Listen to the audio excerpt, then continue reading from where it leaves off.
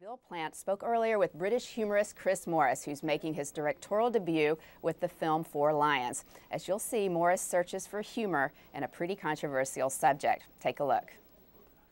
And we're joined now by Chris Morris, the writer-director of Four Lions, a film about terrorism, but it's a comedy. How can that be? Well, it comes from real life. You wouldn't expect me to say that, would you? But that's exactly what happened. I was reading into the subject, looking for some serious background, and what I found, in fact, was a succession of events which were much funnier than I thought they should be. The first one that kicked me off into it was a story about some Yemeni jihadis who wanted to blow up a US warship by ramming it with an exploding boat. They assembled their gear on the quayside at 3 in the morning. They put their launch in the water. They filled it with explosives, and it sank. Because it was too heavy. So there is humor in... Well, that seemed like a scene from a caper or something, and it didn't stop there. You know, there was a cell of Canadian jihadis that wanted to assassinate the Canadian Prime Minister, but then they forgot who he was. Yeah, and you've got 4 characters, 5 actually, in the north of England who have varying degrees of intelligence and not a lot of luck at what they're trying to do. You're very kind about them. I mean, it's called the bunch of guys theory in intelligence circles. It's basically the problem that you have when you haven't got a big pool to select these guys from, so you get an average bunch of guys, you set them a quite complicated task, and oh dear, it's not necessarily going to work out the way you planned it. Well, the brain of the group is Omar, who has a wife and a child. Now, we know, of course, that jihadis and suicide bombers do leave behind family, but you humanize this guy in the film, and yet he has a very dark side. Yeah, I mean, that comes from real life too. They've got different, you know, there's Barry at the opposite end. I don't think he's got a functioning relationship with anybody. But Omar, yes, has a wife and child.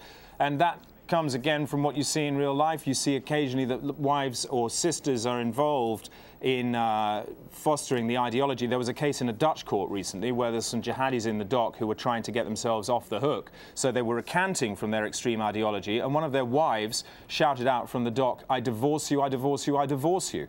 Yeah, but she can't do that. Only the men can, right? She can. She can do that, and she did that, and she was extremely cross with her husband for having let her down. I can imagine. I mean, these guys are incompetent, and in that sense, they're sort of everyman, right? Dreams bigger than reality or possibility. Well, why would human frailty make a polite sidestep around a jihadi cell when it seems to infect all the rest of us? What's the reaction from Muslims who've seen this film? Pretty good, actually. I mean, we did a screening recently in Bradford, which is a strongly Muslim city in Britain, and our cast were mobbed as they walked from the station to the cinema. So they sort of embraced it with open arms, because I think, bizarrely, they see it as a positive depiction. They don't take offense, in other words. No, because I think you have to drive a coach and horses through a holy text or play with holy icons in order to do that, and that's not what this film does. In fact, this ideology, the more you look into it, the more extrapolated and distant it is actually from the core of Islam. It's a hard-baked, radical, revolutionary ideology. You've said, Chris, that the Disney film The Lion King was one of the would-be jihadists' favorites. Why? Well, it's a story about good and evil. And that's why it's in the film. I came across guys in the real world who had radical opinions, who liked The Lion King. They also liked 300. They liked Lord of the Rings. But The Lion King was the one that fitted the script. And it tells, the reason it feels odd is because you're at the wrong end of the story. You know, these guys are relating to Simba. They think they're the good guys fighting Scar. And then once you see it that way round, it makes sense.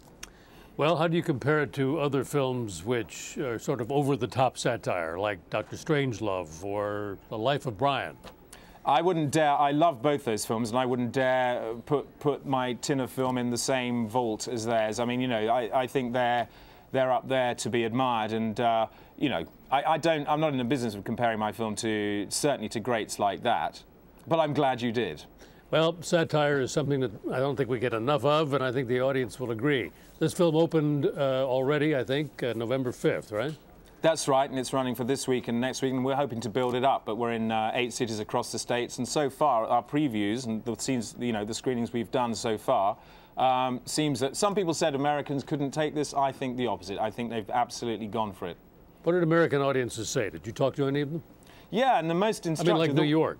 Yeah, exactly. That was the one that I thought, if anywhere is going to feel maybe a bit sensitive about this, it would be New York. But they chided me for that, and they said, come on, you know, we've actually been through this stuff. We're out the other side, and we want to laugh at it. Bring it on.